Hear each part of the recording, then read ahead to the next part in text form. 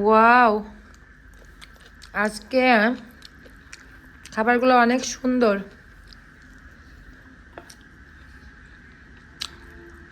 Traditional রান্না, টমেটোর টক আছে, আলু ভাজা আছে, এদিকে শাক, সালাদ, একটা বড় মাছের তরকারি। তরকারিটা মানে খুব মজা হয়েছে। বেগুন, মূলা, টমেটো, একটা বড় মাছ রান্না করা হয়েছে, রুই মাছ, সেই মজা।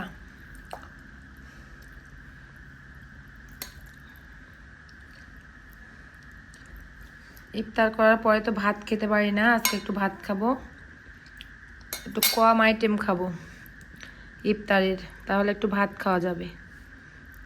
আজকে তাই করেছি, আমি একটু কম কম করে খেয়েছি সব ভাত খাওয়ার জন্যে।